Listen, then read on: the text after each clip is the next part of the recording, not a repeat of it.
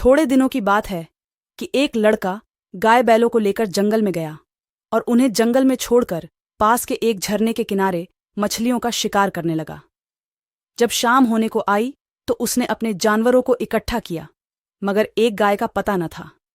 उसने इधर उधर दौड़ धूप की, मगर गाय का पता न चला। बेचारा बहुत घबराया। मालिक, अब मुझे जिंदा नहीं छोड़ेगा। उस वक्त ढूंढने का मौका न था, क्योंकि जानवर फिर इधर उधर चले जाते।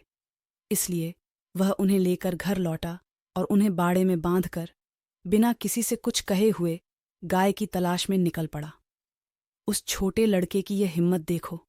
अंधेरा हो रहा है, चारों तरफ सन्नाटा छाया हुआ है, जंगल भाए भाए कर रहा है, गीदड़ों का आवाज़ें सुनाई दे रहा है, पर वह बेखौफ जंगल में बढ़ा चला जाता है। कुछ देर तक तो वह गाय को ढूंढता रहा, लेकिन जब और अंधेरा हो गया तो उसे डर मालूम होने लगा। जंगल में अच्छे अच्छे आदमी डर जाते हैं, उस छोटे से बच्चे का कहना ही क्या, मगर जाए कहाँ।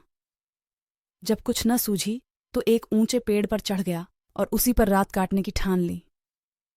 उसने पक्का इरादा कर लिया था कि बगैर गाय को लिए घर न लौटूंगा। दिन भर का थका मांदा तो था, उसे जल्दी नींद आ गई। नींद चारपाई और बिछावन नहीं ढूंढती। अचानक पेड़ इतनी जोर से हिलने लगा कि उसकी नींद खुल गई। वह गिरते गिरते बच गया। सोचने लगा, पेड़ कौन हिला रहा है।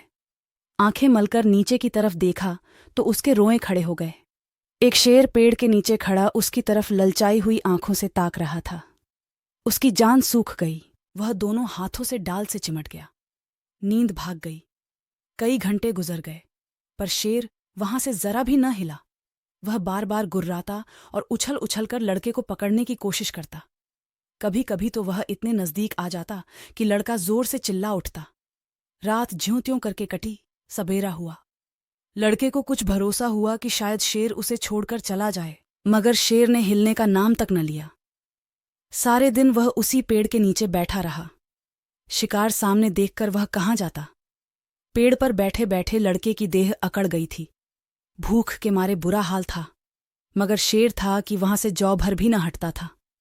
उस जगह से थोड़ी दूर पर एक छोटा सा झरना था। शेर कभी कभी उस तरफ ताकने लगता था। लड़के ने सोचा कि शेर प्यासा है। उसे कुछ आस बंधी कि ज्यों ही वह पानी पीने जाएगा, मैं भी यहां से खिसक चलूंगा। आखिर शेर उधर चला। लड़का पेड़ पर से उतर ही रहा था कि शेर पानी पीकर लौट आया।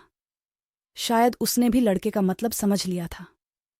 वह आते ही इतने जोर से चिल्लाया और ऐसा उछला कि लड़के के हाथ पांव ढीले पड़ गए, जैसे वह नीचे गिरा जा रहा हो। मालूम होता था हाथ पांव पेट में घुसे जा रहे हैं। ज्यों त्यों करके वह दिन भी बीत गया।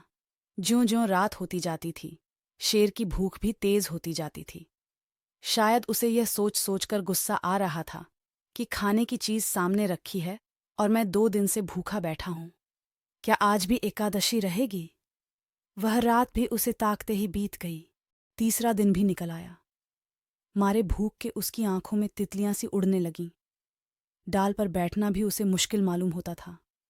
कभी कभी तो उसके जी में आता कि शेर मुझे पकड़ ले और खा जाए। उसने हाथ जोड़कर ईश्वर से विनय की, भगवान, क्या तुम मुझ गरीब पर दया न करोगे? शेर को भी थकावट मालूम हो रही थी। बैठे बैठे उसका जी ऊब गया। वह चाहता था किसी तरह जल्दी से शिकार मिल जाए।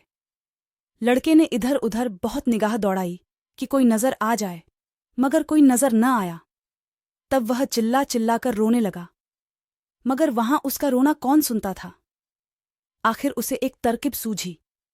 वह पेड़ की फुनगी पर चढ़ गया और अपनी धोती खोलकर उसे हवा में उड़ाने लगा कि शायद किसी शिकारी की नजर पड़ जाए। एकाएक वह खुशी से उछल पड़ा।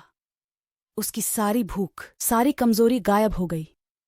कई आदमी झरने के पास खड़े उस उड़ती हुई झंडी को देख रहे थे। शायद उन्हें अचंभा हो रहा था कि जंगल के इस पेड़ पर झंडी कहाँ से आई। लड़के ने उन आदमियों को गिना, 1, 2, 3, 4। जिस पेड़ पर लड़का बैठा था वहां की जमीन कुछ नीची थी। उसे ख्याल आया कि अगर वे लोग मुझे देख भी लें तो उनको यह कैसे मालूम होगा कि इसके 3 दिन का भूखा शेर बैठा हुआ है।